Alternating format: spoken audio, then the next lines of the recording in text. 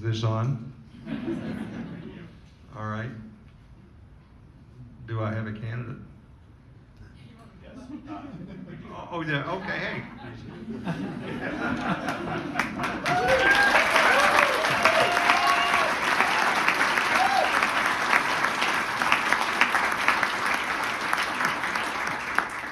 Thank you, Regent Ganahl, and thank you for doing this today and letting very important leaders know your thoughts about what kind of governor you would be should you be elected.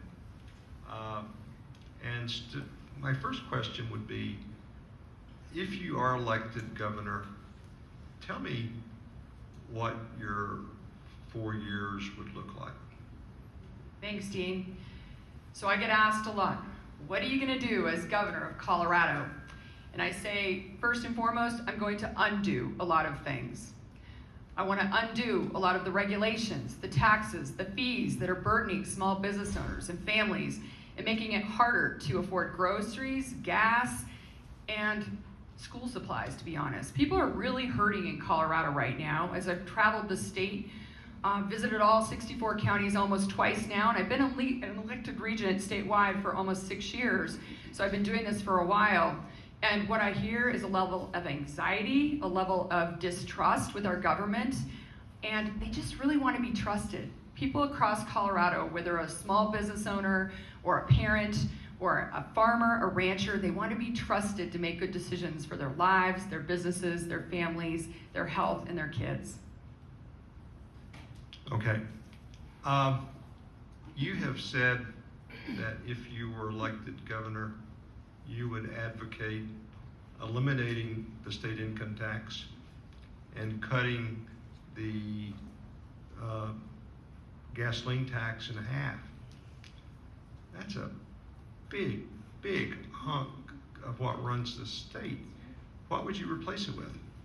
Well, first and foremost, we have a spending problem, not a revenue problem, I believe, in Colorado. Our state budget has doubled in the last decade and a couple $2 billion in the last few years. And I do believe that we should not be one of the largest employers in this state as the state government. I don't think that's a good path forward for Colorado. We also have states across our nation that are some of the hottest in the economy that are zero income tax. And no, I'm not going to increase other taxes to do this. Most of you that know me, that know my Camp Bow Wow history and Sheep Factor and just my involvement in the business community, know that I do big things. Like, I'm all about going big. I don't nibble around the edges. And we've got a big problem here in Colorado. The size of government is too big, taxes are too high, the regulations are too burdensome. We've got to unleash our economy. And in order to do that, I have a big, bold idea to take us to zero income tax over a couple terms. And I can go into details about how I'd like to do that if you'd like me to. Well, we'll have some limit of time, but you know, it kind of makes the BS meter go up because you can't cut that much revenue and not replace it. What are you going to eliminate the state police? You're going to eliminate the highway department, the transportation department? You'd have to cut out massive parts of the government. Do you think Coloradans would want to live in a state like that? Well, actually, we don't, Dean. I have some great economists helping me figure this out. If we move fees to taxes, which they actually are, there's $1 billion there. If we find some fraud and waste in the budget, which who thinks we can find 5% fraud in the budget? I believe we can. Another $1 billion or so there. How about we bring new business and industries to Colorado like they do in other zero income states? We've looked at the numbers. We think that's $2 to $3 billion to refill the coffers. How about we get rid of special tax exemptions? How about we reduce the size of government by 10% a year? Governor Polis has grown the size of government by over 20% since he got into office. He's added 4,000 full-time new employees, 85 new taxes and fees. That is not the way we do things in Colorado. We are the Wild West. We are the new frontier. We are all about entrepreneurship. I have been so blessed to live the American dream here, and I was able to do it because we had an environment that made it conducive to starting businesses. Right now in Colorado, we had 27% more businesses shut down in the last quarter than previous years. That is terrible. That tells you right there that it is not easy to start a business here. And the job creators of our state are going to help me go to zero income tax. As long as I've been an adult and been in the newspaper business, I've heard politicians say they're going to solve all of our problems by cutting out waste, but none of them ever have. Well, they don't So do how- it. Yeah, well, but nobody ever has. So how do you think you're going to do that? Well, in my first weeks as governor, I'm going to hire a special audit committee to come in and look at all of the budget, provide transparency. Because as a regent at the University of Colorado, I oversee a $5 billion budget as a regent there. I have had a terrible time getting real numbers about how the money's spent, what the return on investment is in those dollars that we're spending. It's been like pulling teeth to get actual numbers. We get nice fluffy PowerPoints, which happens in our state government as well, but you don't actually give me the opportunity as a CEO to roll up my sleeves, put pencil to paper, and actually cut spending where it doesn't make sense, and to stop spending on things that don't work. Right now, we are about to spend, several billion dollars. If you look at the numbers, it varies, but about $8 billion on K through 12, and 60% of our kids in Colorado cannot read, write, or do math at grade level. That is terrible. You know why that's important? Because those kids are 4 times more likely to drop out of high school, and 75% of crime that happens in this country is by high school dropouts. Then you look at Denver Public Schools, where 95% of African American and Hispanic kids cannot read at grade level. And look at the amount of money we're spending. We're spending almost $100,000 per homeless person in Denver. We're not spending near that on our kids. About 19,000. So we've got a huge gap there, and we've got to spend on things that are actually going to move the needle to make this a great place for our kids and grandkids going forward. Do you actually believe the voters will believe that you can cut the state income tax in the state income tax and cut gasoline tax in half? Do you think voters will actually believe that? Well, they believe it because we can. I have economists helping me figure this out. We've got to reduce our spending, you guys. Are you getting twice the amount of services from the government in the last 10 years? Is $40 billion the right number to spend on running our state? That's ridiculous. We can cut spending, we can still provide services that we should provide to the people of Colorado. Part of that problem is 260 that passed a couple of years ago. It's a boondoggle. It was sold to the voters as we're gonna fix the roads. Only about a third of those dollars goes to fix the roads, and a third of that money, or the third of the money for rural Colorado roads was cut recently. You know, there is a very intentional effort to stop people from driving in this state. And you know who that hurts?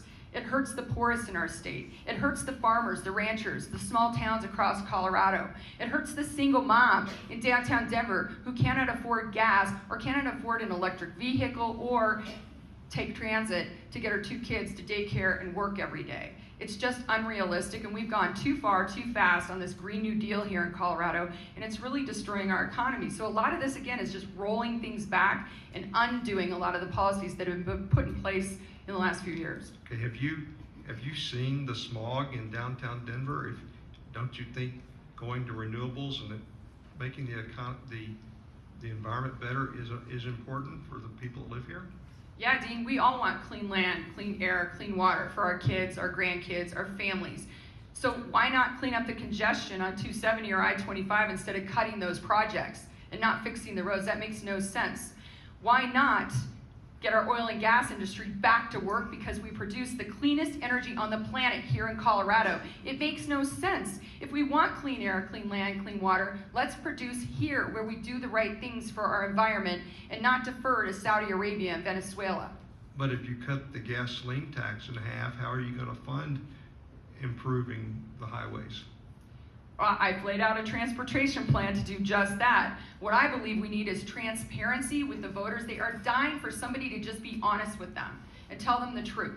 And so what I did is I put together a plan that takes the taxes that have already been put through and puts it back to the voters. A lot of those are fees. Let's go back to the voters and say, here are specific projects. And I worked with transportation experts all over Colorado to put this together. And it's equitable. It's rural Colorado. It's the Front Range. It's all of it.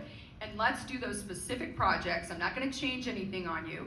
And then let's sunset it. So in 10 years, you know that we've done our job, or if we haven't, you can hold the legislature responsible and me responsible for not. Now, every year, the legislature is going to have to kick in some, and so is private industry. But there is a desire to fix our darn roads in this state. It's affecting supply chains. It's affecting the ability for us to enjoy all of Colorado right now. Believe me, I've been out on the road nonstop for the last really 6 years as a regent and now as a candidate for governor, and it's a mess. Would you begin to decimate the current environmental regulations in Colorado? Well, I certainly would have submitted the science to the EPA so that we're not going to pay 30 to 40 cents more per gas. 70% of our ozone problem is not from us. It's from out of state, or it's from natural sources. And the idea that we should up the gas prices right now when people are hurting so badly is just really out of touch. It's not the right thing to do for the people of Colorado. So we've got to have a common sense approach to this stuff. The governor has gone too far, too fast with this Green New Deal, and it's destroying Colorado. Xcel Energy will take the last 3 remaining coal-fired power plants offline in 2030. In your scenario, what would that power generation be replaced by? And as governor, how would you make that a reality? Well, I learned by doing and going and seeing. And so I went and toured the Colorado coal mine. I toured the power plant up in Craig. And I sat with them for hours going through the numbers and trying to figure out how the heck are you going to replace this energy that you are shutting down. It's, again, completely unrealistic. It's too far, too fast, and it hurts the poorest in our communities. It's going to destroy these small towns across Colorado.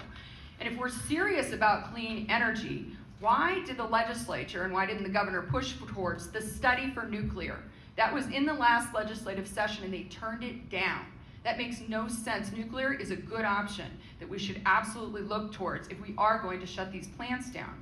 But honestly, I don't think there's a good plan for replacing that energy. And if it's solar and wind, it's not reliable. We've got to have natural gas production here, and Colorado is the place to do that. But our energy companies need regulatory certainty. They need to know that if they're going to invest here, that it's going to work out long term. They're getting whiplash right now with all these changes.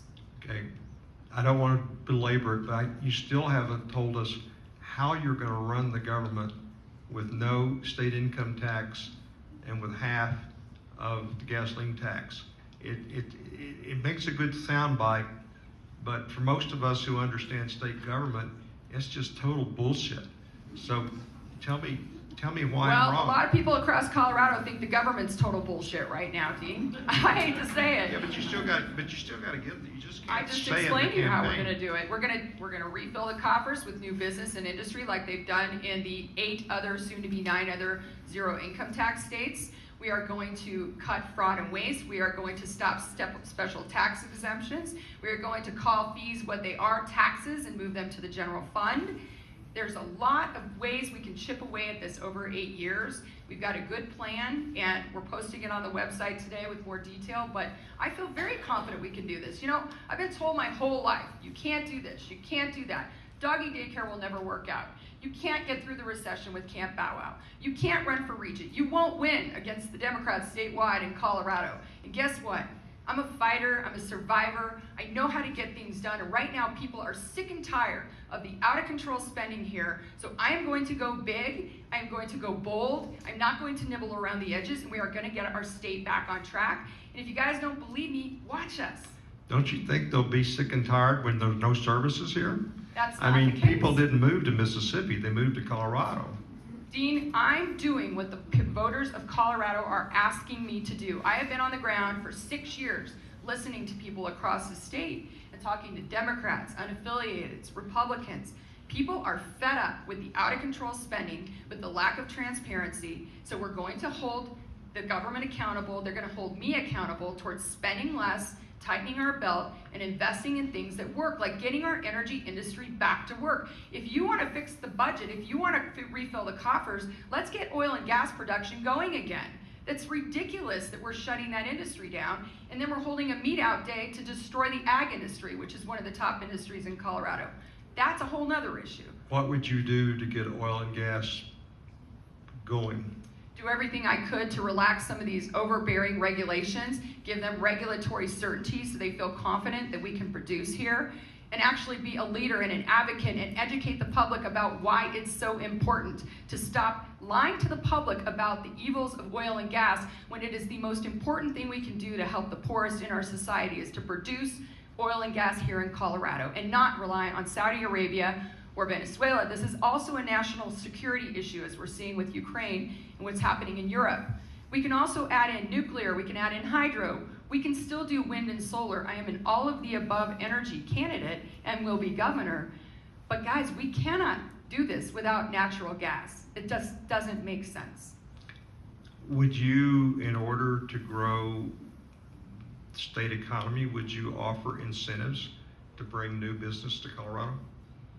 Zero income tax is the incentive. Oil and gas production is the incentive. Let's fix crime. Who wants to do business here when we are #1 in auto theft, the crime in the country? And who wants to do business here when our kids aren't learning to read, write, or do math in our schools? Who wants to do business here when we have 15.6% inflation, the highest in the country?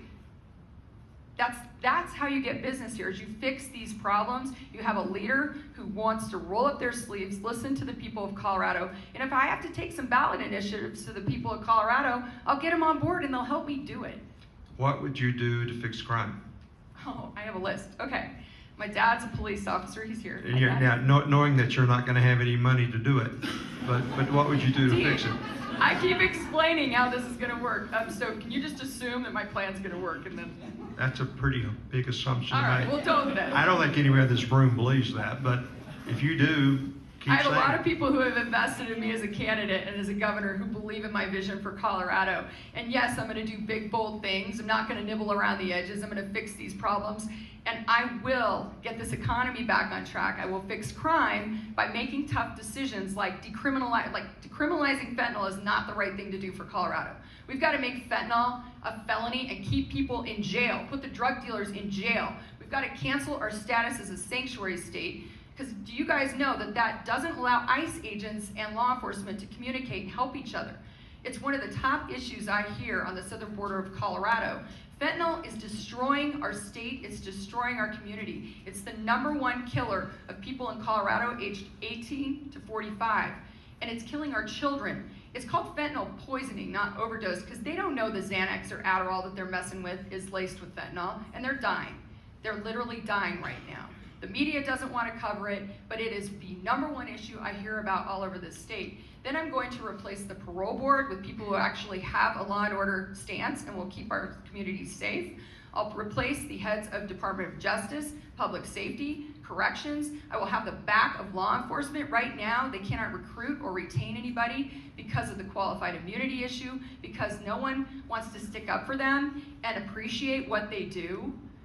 I don't know if y'all saw the funeral of that young cop up in Arvada that died. He was an amazing young kid. Oh my gosh, he was 27. He already served in the military, just loved his country with all his heart and soul. And his family is very frustrated about what's happened to law enforcement in this state. And I hear that all over Colorado. This is happening more and more, where law enforcement is saying, I can't do the job. Why should I keep trying?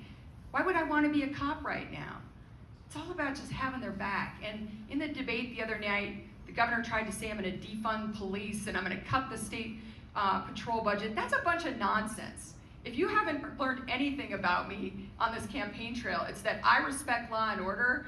I grew up with a dad that was in law enforcement. I will make our communities safe again by replacing leadership and having the tough conversations in communities to help them clean up homelessness, the drug problem, and crime that's happening all over our state. Switching gears a minute, one of the biggest problems Colorado has faced for a long time, and it's getting worse, is having enough water. We're growing like crazy as a state, and we haven't figured out exactly how we're going to have enough water to take us into the future. We know that water's a problem throughout the West. What would you do to make sure that Colorado has enough water to get us through the next 50 years? Well, again, it goes to leadership and having a governor who will stand up to the federal government instead of ceding power to them and giving them control over our water.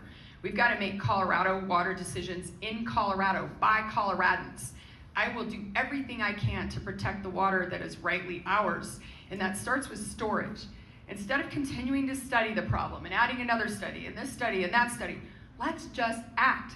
We've had storage projects on hold for 20 years, and I get that we need to be conscientious about the environment and the neighborhoods, the communities we're putting these projects in, but we desperately need to keep the water that is ours, that is flowing out of our state, because we aren't storing it appropriately. That's the number one issue that rural Colorado is worried about. Now, I get that like Douglas County and other communities are worried about it too, but we can't just let them dry up our farms and ranches across the state in order to provide water to the Front Range. We can have conversations about this, but first and foremost, we've got to protect the water that is rightly ours, and then figure out a way to share it across Colorado.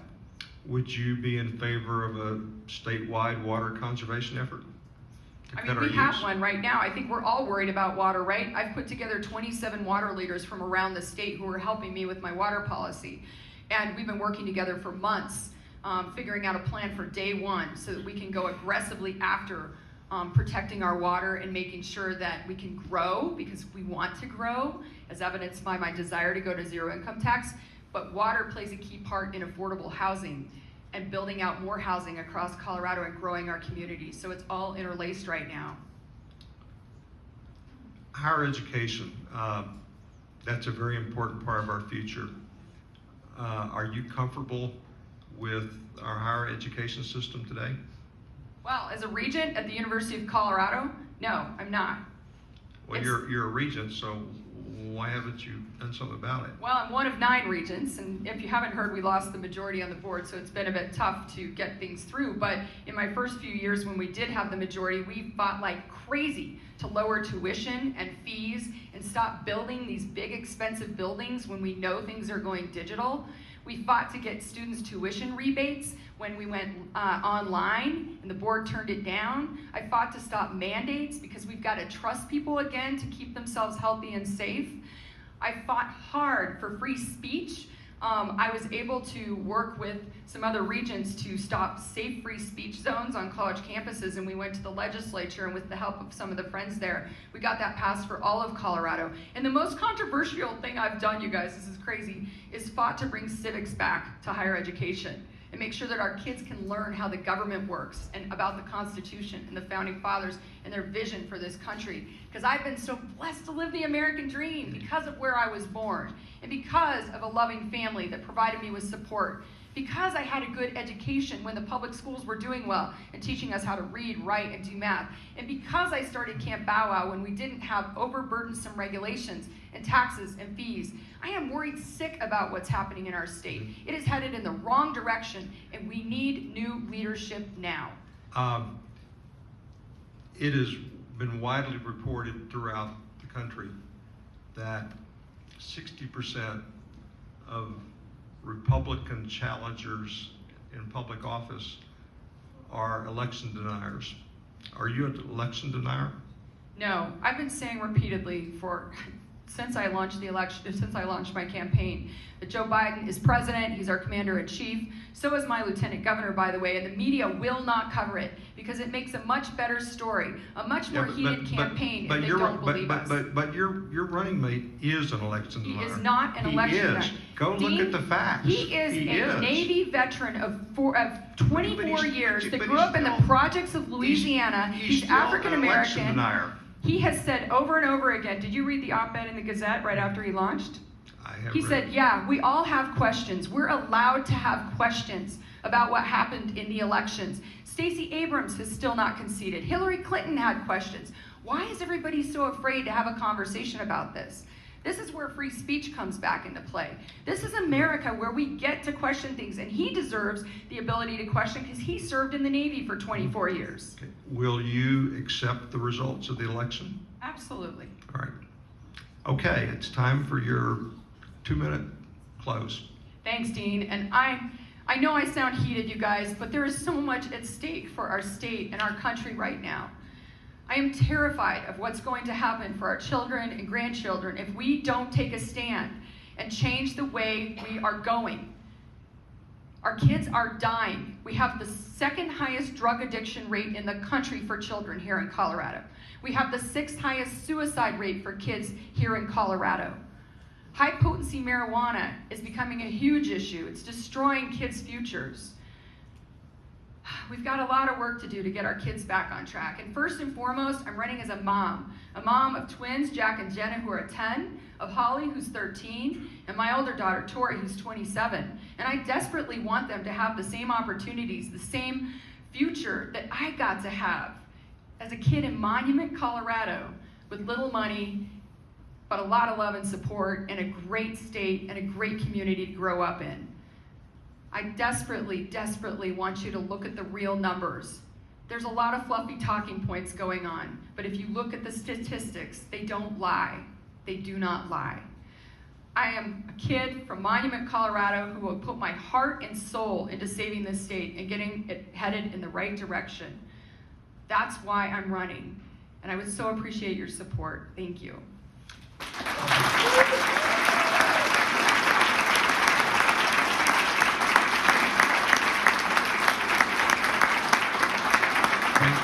Thank you, Heidi Ganahl. And our democracy depends on people that are willing to step out and give their ideas and put themselves up for public office. And as a citizen of Colorado, I thank you for doing it. Thank you.